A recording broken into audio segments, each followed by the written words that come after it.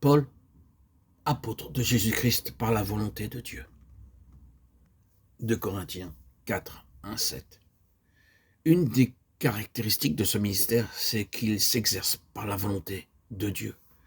La manière dont Paul commence ses lettres nous donne la clé de tout ce qu'il a à nous dire. D'emblée, ici, il invoque l'autorité divine. Son ministère, il l'a de par la volonté de Dieu. Et il va nous dire ce que c'est qu'un ministère de droit divin.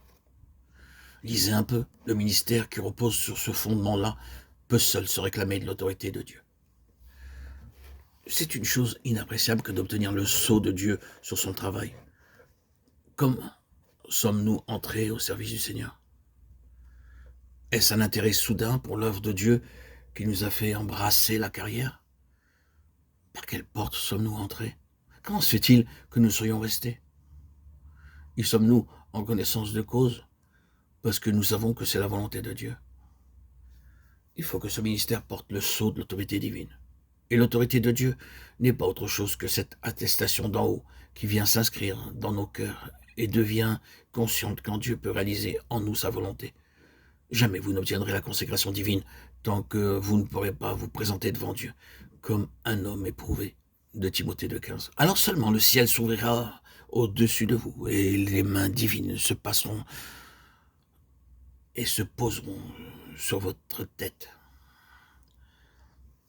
Ainsi, ne pouvons-nous pas assez insister sur la nécessité et l'importance d'une vie secrète avec Dieu à l'arrière-plan de n'importe quel ministère.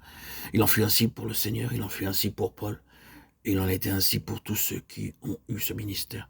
Il a donné les uns comme apôtres, les autres comme prophètes, les autres comme évangélistes, les autres comme pasteurs, docteurs.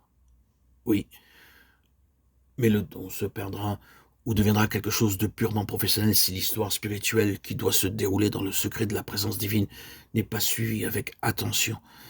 Un des dangers de l'activité chrétienne est que notre vie en devient si trépidante que nous négligeons l'histoire secrète. Nous perdons contact avec cet arrière-plan qui fait la force de notre vie. Et un beau jour, nous nous apercevrons que nous n'avons pas ce qu'il faut pour satisfaire aux besoins des autres.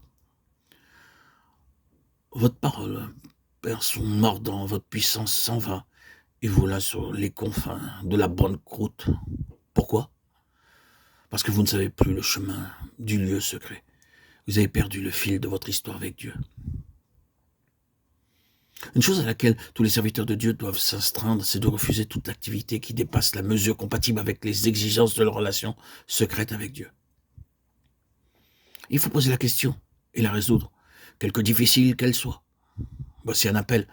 Allons-nous l'accepter simplement parce que c'est une occasion de faire du bien? Certainement pas. Nous en référerons au Seigneur en secret. Une porte ouverte n'est pas une raison suffisante pour tourner le dos à nos devoirs. Et l'ennemi fera toujours tout ce qu'il pourra pour nous maintenir sur un pied d'activité débordante. Et ce n'est pas un des moindres périls de l'heure présente que cet activisme constant et tout extérieur qui empiète toujours plus sur le temps que nous devons à Dieu. Ce ministère est fondé sur une vie intime et profonde avec Dieu. Dans le secret, il faut qu'en aparté, Dieu puisse constamment nous tenir en haleine. Nous devons nous isoler avec lui et avoir de ces tête-à-tête pendant lesquels il peut nous dire en tout temps: tu te souviens, tel et tel, ce n'était pas bien. Il faudra remettre cela en ordre. Peut-être nous est-il échappé quelque chose d'inexact ou avons-nous, au contraire, manqué l'occasion d'une parole opportune.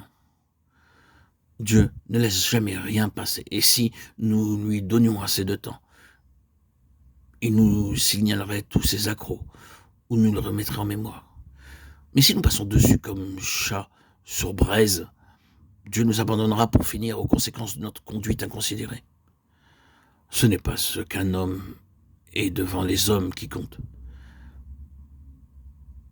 C'est ce qu'il est devant Dieu.